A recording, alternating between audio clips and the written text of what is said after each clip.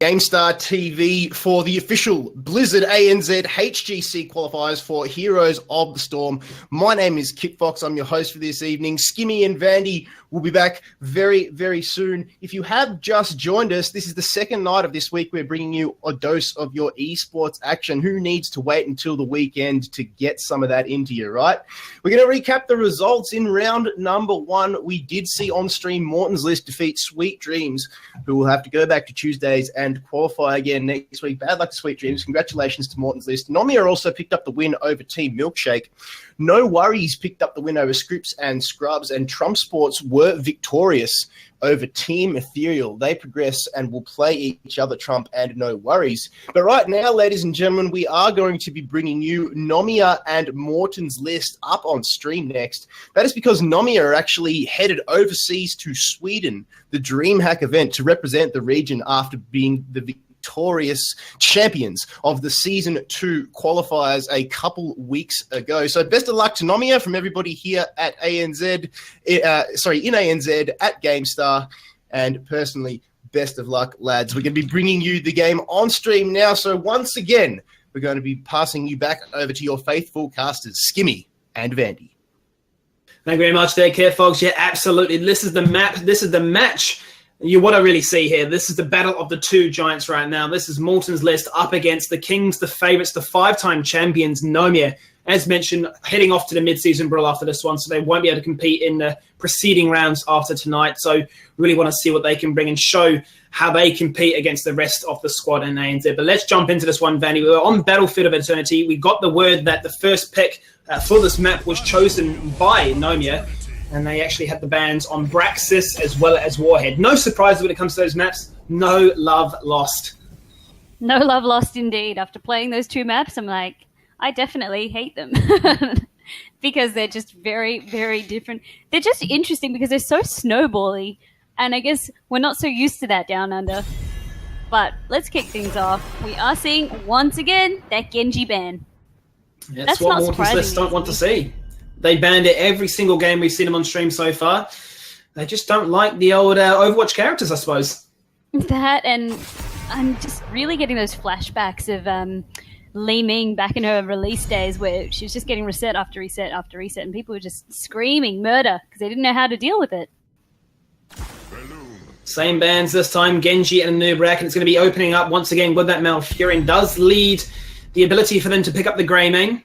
Potentially the Morton as well, two very strong openers on this map in particular with their ability to shred on down that Immortal. But knowing Nomia, knowing their ability to draft so well and draft you into a corner, anything is possible with these guys, right, Vandy? That's right. Really, Nomia, they've shown us that they're so confident when it comes to drafting. They're so confident in their gameplay. And they're quite flexible, a lot of these players. They're not afraid to push themselves and play champions that perhaps we've not seen them. Like, I still remember when we saw Fat94 playing the Valor, and I was so certain it was going to be John, just giving us little surprises.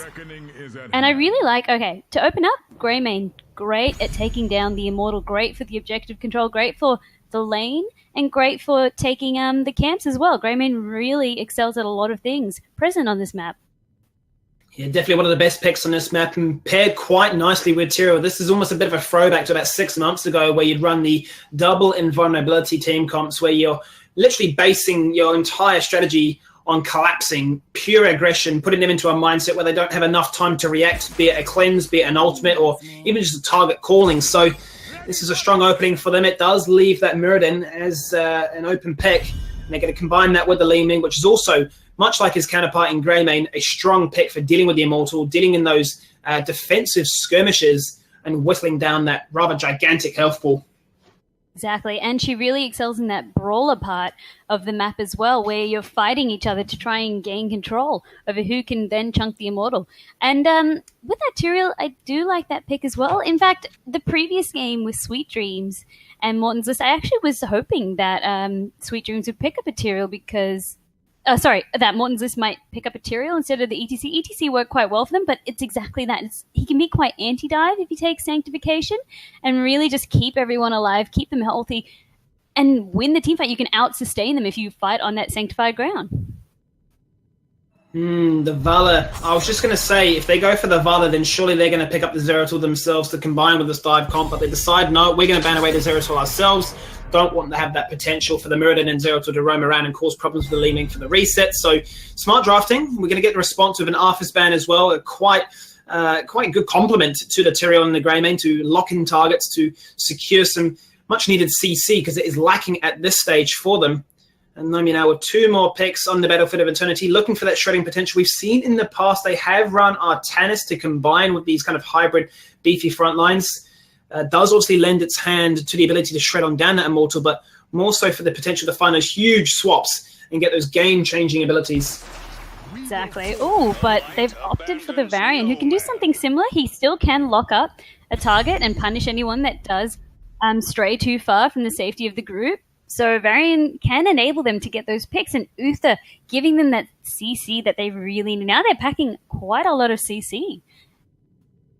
So I'll be very interested to see here if it is both the Divine Shield and the Sanctification, if we truly are going back to the glory days, or if it is going to be the adaptation where it's saying, hey, if you go a dive comp to try and deal with us, we do have Divine Storm ready to interrupt your dance party. You're not going to have any fun or whatsoever. But Nazeebo, once again, is going to be the name of the game. They want to make sure that they have some late game power spike potential.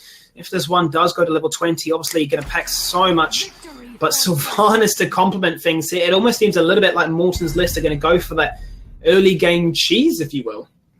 That cheese and the push. If they win the Immortal, it's a scary push comp that they've got, but they need to be able to land the team fights right there. Nazeebo, once again, he's not going to have a lot of early game potential.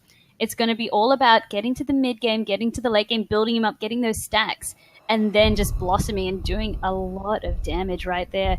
With that Tychus pick as well, it's going to help them. Nomia, it's going to help them really race down that Immortal and secure it. I mean, the one thing I'm really scared for, and there's a reason why we see it, there is a double tank meta for the sole reason that you have so much durability, so much survivability, and the ability to jump in and out of the fight as you need fit. But with a solo Muradin, a lot of this is on Session to actually find the kill targets, to actually follow up with the likes of a Li Ming, because Nazeebo and Sylvanas aren't really the best sort of burst follow-ups to try and complement things. It's a bit of a disjointed comp on the side of Morton's list, to be quite frank, where you look at Nomia, who have tanky characters across the board, including Greymane when he is in that Worgen form. Yeah, Nomia, I think they really tick the boxes in terms of the utility that each character can provide, because they do have the wave clear, they do have the brawling, they do also have objective control. On the side of Morton's list, I can start to see a little bit of holes there, like they don't really have the early game team fight. They only have one tank. So if their backline, if Nomia ignore the backline, which they're going to do because they do have a couple of dive heroes that can get in there with Tyrael and Greymane, it's going to be all up to moves, all up to Session to try and peel and keep everyone alive. It's a lot to ask. Well, Vandy, let's jump on into it. Round number 2 of the first week of playoffs here for ANZ season number 3. This team on the left-hand side need no introduction. The undisputed kings of ANZ. It is Nomia, Robodoba leading on Varian, John on Greymane, Arcana on Uther, Fat94 on Tychus, and Vanilla on Tyrael. And on the red side, we have Morton's list, Sashin playing Muradin, Moops on Malfurion, Demise on Sylvanas, Haki playing Li Ming, and Vikarek on Nazeebo. There we go, the push attempt already finding some value in the top lane, the top tower, shredded on down to a quarter of its life total. Making sure that they can try and get the small lead to start things off with, because Vanilla won't have the best ability to try and defend this one. It is going to force a rotation up from Fat94, and that's going to give them a lot of potential to try and find some kills. An early dash, followed by the grenade, overkill coming onto Demise. They've looked for Vikarek, who has no way to escape, and that is the power of rotations, and the cheese attempt is squashed. It really is. It was so quick getting Fat94 there. Because what I was going to say is, by sending the 2 specialists up there, that's going to be a lot of push. Oh, Demise doesn't have Banshees up. Oh. He's playing with fire there, not the good kind. Oh my gosh. With that haunting wave down, Demise just a sitting duck, just trying to run away. But really, yeah, they wanted to stop that push because it's just Vanilla up there. Yes, he's got a bit of clear, but against 2 pushes. And once again now, with the other rotation, straight down to that bot lane to put a lot more pressure down. So, I mean, we touch on the fact that they have this sort of rather early game dominant composition, except for the fact of Varian. Varian extremely weak in the early game. He's really looking to try and hit level taunt, or hit level 10. Level taunt, I mean, it's the only ultimate, generally speaking, you want to get, right? Come on. He wants the taunt, he wants the ability to lock some key target down, and that person is going to get smashed. But top lane, once again, Vicar getting picked off for free. He is weak in the early game, he's getting abused in the early game, and this times it so nicely for this first Immortal phase. That 94 rotating up, getting another kill, setting them back, not letting them get that experience advantage, not letting them soak. And Johnny's going to begin work in the solo defeating of that Immortal, whilst the rest of Nomia do go for the defense. You can see that the rest of Morton's list are trying to collapse around here, try and force something here. A bit of an awkward position for Mitch to be in. Root is good, locking down key targets. He does manage to escape for the time being. And they are slowly winning this race. It's going to be close to think that 5v1, and Greymane can definitely do the difference. Exactly. I mean, Vicarak has opted for the Toad build this time around. He needs to finish up that stack, but really all eyes on who can try and race down this first Immortal. Who can get the push going, if that. But look at this right here, Vanilla soaking every little bit of experience he can in the top lane. Yeah, both members of Nomia, they're going for top and bot lane soak, making sure that they can try and reach these power spikes quicker, and that's already happening for them right now. They're a 4-level lead up. Level 4 has been acquired. Another talent tier for them to play around with and do work with. Sashin doing work in the front line, looking for Rob! And the Arcane Orb does come on swiftly through here from Hacky, making sure that Rob is out of the fight, making sure that numbers advantages are working in their favour. Sylvanas, Demise, already doing work on this Immortal, doing what Greymane, as John was doing before. And potentially this does play quite nicely for them, given that Sylvanas' passive can find so much early game value. That is it. I mean, really, on the first Immortal, you don't find a lot of value, except Morton's list have Sylvanas. And really, as you said, her passive is going to allow a lot more, potentially, of the fortifications to be taken down. And once again, they're capitalizing on how weak Varian is in that early game. He really needs to ramp up. This is just, I guess, his weakest stage of the game. Once he ramps up, he really does get going. It's just kind of like starting the engine. Vanilla, no mana, Skimmy. Absolutely, Vanilla caught in the wrong place at the wrong time. Going to use this trait, going to try and find some angelic passion, some power, some damage. Does not really matter. Vat 94 is in the bot lane now, defending and doing what he can. But I was just going to say, they're not really too phased, to be quite frank here. Morton's list, if anything, they need to achieve these early game ones, because if they're not achieving it that early on, well, it spells disaster for their potential to still stick around come mid to late game. They're going to push on through in the bot lane. The Mortal is already gone, and it didn't really achieve too much. No, that's exactly it. With that Greymane shredding it down, I guess that's why Nomia, they're quite clever. They don't mind if they're letting the Immortal go, as long as they can do enough to the shield so that they can burst down. They have a lot there. Oh no, Arcana with the phase check. He takes it all down, but they do get the retaliation. They take out the Zebo, so phase checking bushes can pay off as long as you've got the coordination to make sure it works. And suddenly Nomia think, actually, this is our bosh. This is our swamp. This is anything. This is what we want to do. They get level 7 in their favor as well. And, well, Vanilla the entire time was pushing top. That was a 4v5, and Nomia came out trumps. They really did. And, oh, they're not yet satisfied. Bam, another kill added to the tally right there. And once again, that cocktail build, I would say this would be the map that you can go cocktail build, because a lot of the time you're spending is a lot of that time brawling, getting that splash and getting the quest done. I don't think we've seen a completed quest yet tonight with the poor cocktail build.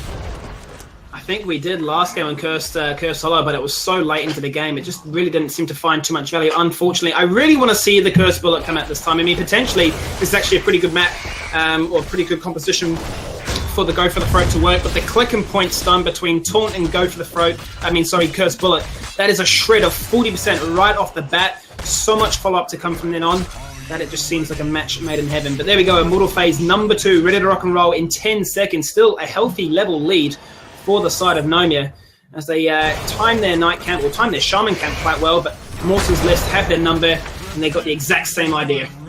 Let's see how they go, and with Uther as well, he has taken Guardian of Ancient Kings, giving them that armor bonus that we touched on before, if anyone is getting stunned, rooted, or silenced. So really anticipating a lot of that damage.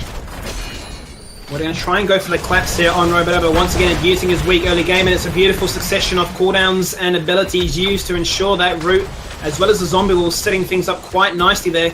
They might actually forget the ability to punch on here with the Immortal, because Nomia are pushing top. Morton's list are going to retaliate by pushing bot. And it's a case of who can get level 10 first now. Who's racing it quicker, essentially. And really, I'd say Morton's list came up ahead, because we do see Nomia not able to take down that top fortification just yet. seems to be the transition of the meta is rather than having these races, who can defend better, who can find the picks, and the controlling element, once again, the maturity factor really holding its own. But Morton's still respecting the fact that they are a half-level lead down in this race to level 10.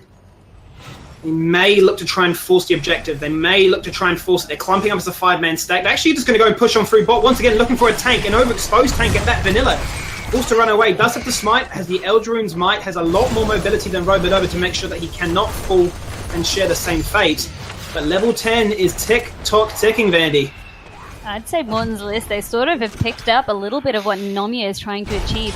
Every time Nomia tried to go soak, this time they're ready, they're going for the rotation, trying to get a pick. And like you said, if it was Robo or someone more mobile, would be in trouble. But 10 is really looming. It's such an awkward position. You find him in out of position, you're thinking, no, back away, let's get level 10. We need it. We need that power spike. We can really abuse them then. Stay tight and stay a while. There we go. Level 10 is being picked up. Curse Bullet this time. That's what I like to see. Centrification and Divine Shield. All kinds of potential for Greymane to pop off. And we know how John likes to pop off. We've seen him with a double support and bullet. We've seen him now, or we will see him now, do some work on this hero as well. Let's look for the fight. It surely has the breakout, Vandy. The tension is looming. Oh, there's level taunt. You called it. Level taunt. It doesn't even matter if it's level 10. It is level taunt. Shield Wall destroys everything. Centrification and making sure that there is no retaliation, but it pops just as the Arcane Orb comes on through by Hacky. And it's no way for him to deal with this one. Vikrat might get picked off here. There's no way. There's no support. John's going to get baited into this one. He's going to take a lot of damage. Divine Shield. Beautiful at 50 health. Beautiful timing there from Arcana to make sure that his support or his carry lived. And that is what defines a good team from a better team. The synergy, the trust. Beautiful stuff there by Nomia. So much clutch going out. John living to tell the tale. That's Nomia, as you said, in a T. And such an awkward situation there with 10 looming. Nomia, they were not afraid to fight because if they managed to get a kill, that would have been 10 for them right there as well. So there was nothing for them to really lose there. It's just unfortunate. Really, Morton's list, they have learned. They are really, they're awake, Skimmy. They're playing so well. It's just a pity that they didn't get 10 sooner. Yeah, it's an unfortunate timing. You can see so much work coming out here from Hacky. The poke before the Sanctification even found any value is really starting to whittle them down. But just like that, a flick of the switch, and they find the kill. They made sure that level taunt, as we're going to quit it, made some value come across. But it is even Stevens right now. Ultimates are down, and they found once again another pick. But Shield Wall is going to find some value. It actually negates the silence because he's already got that Shield Wall active. Oh, big taunt on the Dwarven torso. Mooden gets taken on down. No avatar, no way of sustaining. And what you thought could have been Morton's list time to shine with their ultimates really does burn out with a bang. Shield Wall is getting so much value in this game. Even before Shield Wall 8, a couple of Arcane Orbs as well, and really that's why Varian can be such a nuisance at Protected. He didn't get silenced, he didn't take damage. It really just allows him to eat cooldowns essentially, and that's what Varian does. That's why he can be such a great pick. And they're not afraid to taunt the Morton, who is a tank. Yes, people say you should be, taunting a squishy. They're not afraid to blow him up. They have such good shredding characters on their team, with Tigers, with Greymane. Yeah, the Wailing Arrow is questionable to say the least. They're trying to look as if they were going to blow the person up, but between the Zebo and Li Ming, not really going to be the easiest job to go for. And you can imagine he would have loved to have it if Session was going for that Dwarven toss. It would have been finding so much more value then, but mistakes were made, lessons were learned, and the push carries on through. Both forts now have been destroyed. Leaving keeps exposed. Camps are pushing in the top lane, trying to even out, trying to irk some kind of difference. Because level 13 is so far away from Morton's list. The Immortal is ready to rock and roll in another 20 seconds. And potentially another fight is coming here. Look at that! The tank once again. Taunt stun, dead. Sanctification, making sure that nobody cops the damage as they tunnel on through the unknown there with the bush. And Villa, with the last remnant of his mana, gets a Divine Shield, gets the kill. And that's free for their efforts. And an Immortal, which is going to be extremely healthy now. This is where we can really start to see Morton's list starting to feel the pain now.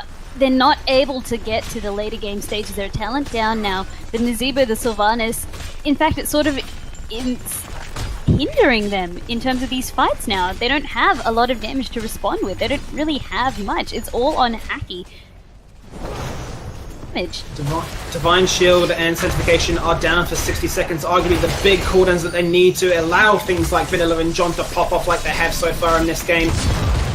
Twilight Dream and Avatar are available, so they can look for the anti-engage, the survivability peel. But in this case, really an uphill battle for them right now. They're going to go for the Shaman Camp. Nomia are still abusing the fact that they have the level 13 tier talent advantage over their opponents. But that is a big uphill battle for the Immortal to now try and face and deal with. Yep, it's forcing Morton's list to go, so it's forcing them to try and get that talent advantage. Oh, sorry, to equalize the talent advantage that Nomia currently has. But instead, they're just going to race off as much of the shield as they can. This is smart, but they really need to make sure that they can get experience, just get level 13 as well, because Nomia will be aware of this. Not much slips by their gaze. No, the shredding potential is just too huge, too early on for them, and a 15k shielded Immortal is going to definitely pack a punch, but they are hungry. Look, why is Session standing there? Oh, the stun. He was surely going to get taunted otherwise. Vanilla was ready to rock and roll and defend and protect. But that could have been another different story for Session. So close to death. Playing with my heart. You literally said what I was thinking. I'm like, that's not even a fortification session. You're crazy. It's just a little outer turret. It's not going to save you. And instantly, luckily, Morton tossed himself out of there. Perhaps just quickly typing. And he lives to tell a tale for now. Well, there we go. I guess Discord is overrated. They are definitely text typing, and that's why they're winning this one. It's looking like Morton's list up against it all. There goes a big taunt once again, but the cleanse from Moops is impeccable. Its on-time demise is extremely low. They have every ultimate except Gargantuan, except Avatar. They need to try and make something of this because this keep is dropping in it. It's dropping fast. It's Immortal dropping even faster. That keep is still alive, but it's not going to remain for much longer. It is literally on its last legs. And level 16 is just about to be hit. You can see this is Nomia frantically running away, but Morton just saying, no, we want to force the fight. This is our time to shine. This is our time to try and get something back. But 12 kills to 4. Nomia are well too versed in these situations. And they're out of there. I mean, Nomia could sneeze on that keep and it'll fall over. It is just clinging on by a thread. And look at this. They're not yet done. They've regathered themselves. They've tapped. And they're ready. Because look at that well there. All that survived in that bottom lane was the well. And that's exactly what Nomia need to push on. Sure, there's going to be a drive-by attempt here. They don't have Odin for another 20 seconds, but they have everything else that's required. They can definitely allow John to pop off there. He just needs to, like you say, sneeze. He sneezes on it with the cocktail, and Clinic sponsoring with that one there, making sure that the keep works in their favour. Toads bouncing on around, but they're not going to do too much this time. Robodover running on back. Nomia have done the damage. They've played it well. And this is Morton's list now, needing to really play it patiently. They can't afford to do what they've done in the past and be super aggressive, because it's been their demise. Not to confuse with their player demise. Need to hit 16. Yeah, exactly right. I mean, they're doing well. They can take, at least they can take their mercenary camps really, really quickly. That is the power of having 2 specialists on your team. Value? Not really, because look at Nomia. They're instantly cleaning out everything, even before the Immortal has spawned. They have the pressure now as well in that bottom lane. With that keep down, Nomia have going to continue down in that bottom lane. Really, it's going to be something that Morton's list need to be wary of. Well, they're going to have the Kazra now pushing passively in the top lane. Not going to achieve as much as the Shaman Camp can do, but still definitely a force to be reckoned with. And still 16 is so far away from Morton's list. They're defensively posturing here. If they can find a pick, this would be quite nice. But Rob, so confident with that level taunt ability, is ready to rock and roll, ready to jump into the fray, ready to go into the unknown and tank whatever might come his way. Shield Wall just so frustrating to deal with. And the salsa dancing begins. They both stand next to their Immortals. No team really wanting to overextend. But as soon as they see Demise go top lane, it is now Nomia's time to run. It is on, as they say. Vicarak having to use his on walls to sort of zone them off. The Toads are they're bouncing around, but the side of Nomia are just so nimble, so ready to respond to this. They're never finding the explosion value. It's the tango dancing. Yeah, they don't. That's exactly it.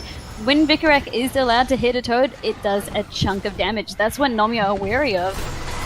Well, Demise is caught here. He does have the Haunting Wave to get himself out. Rob was on the loom of getting a taunt off, but Lion Fang was trying to connect. They're trying to catch a target out. They've caught the target, but the cleanse, it's good.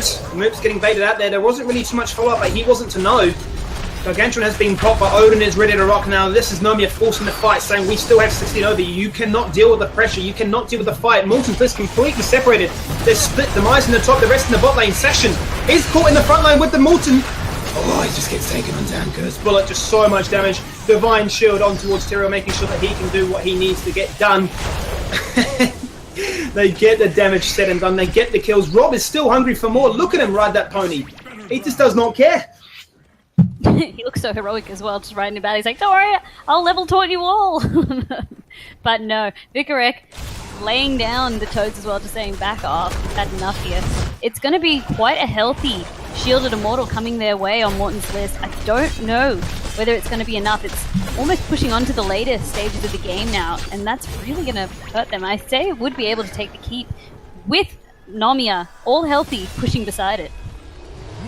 Yeah, I said, during the draft, it seemed like a little bit of a patchwork quilt here, what Morton's just were trying to rock and roll with, and they did get that early game pressure. They needed to try and establish any kind of lead with the Sylvanas, to say the least, but as soon as the level 10 power spike was acquired by the side of Nomia, they've never looked weaker. 2-level lead quite comfortably, so haven't dropped a kill for quite a sizable amount of time now. 14 kills to 4. Dead keep in the bot lane, looking to pick up another keep in the top lane, and as Immortal, fully shielded up effectively, is definitely looking to achieve that. Really, for Morton's list to unlock their potential, they need to be the ones in the snowball position. That's kind of what their comp was aiming at. It was about getting the snowball, getting it rolling in their favor, not really letting Nomia a chance to survive, but in fact, it was opposite. Well, Odin's being popped. Divine Shield is now available. Sanctification is up in 5 seconds. Rob in the front line doing so much work with the shield wall, taking on Heaven and back. John, look at the aggression. Divine Shield coming on out. Let's see if they can get Session once again. Sanctification making doing so work. They do get Session said and done finally. No chance for him to live. He just cannot sustain through all the healing that Moops outputs. He's the second one to go on down. Iceblock delaying the inevitable. 2 people go on down. They do take out Tyrael. Vikarek fighting the skirmish with Haki on the side, but that core is going on down swiftly and fast. 50% on the core's health. The Immortal is still so low, but still so alive. Then with the Beast, if he gets the heal down to 50 health, the core is dead. Oh, take a breath, Vandy. Nomia, look at that. That was outstanding work by Nomia. Such a great fight right there. It really seems like Morton's list, they just ran out of steam with their comp. That's all that happened. As I said, for them to get any value, they were aiming to play a bit of that snowball comp and get the ball rolling in their favor. It didn't happen. And really, they were just getting picked off by the rotations and that Sanctification just doing so much work. I saw so many orbs getting eaten as well by Providova. It was crazy to see. Shield Wall, just such a good talent on Varian. Such a strong pick and such a strong hero in its current form, but definitely Nomia really asserting the dominance. Wish them well as they go overseas, but it is a best of 3, so do not get your pants in a twist just yet. We still have more Nomia and Morton's list coming up after this, but it's time to decide the MVP. Vandy, I'm going to have to give it to Greymane. I think John just played it so well. No deaths, so much damage, and the aggression that you need when you have a double Sanctification or a double invulnerability comp. He made sure that those ultimates actually found some value. Definitely. I had all eyes on John as well and his Greymane. He picked Curse Bullet, and we saw how effective it was as well on the side of Morton's list, getting so much value. I would like to give a commendable mention to Moops. His cleanses were so on point every time. Yeah. Taunt was going out, he was getting the cleanser, he was trying to do his best, but yeah, I have to give it to John. Well, there we go. John, round number 1, or game number 1 of this Best of 3 series does go to you with the MVP nomination. That does it for this one. So, game number 1 in favour of Nomia. We do have another one up after this. We'll find out what that map pick is in just a second, but stick tight.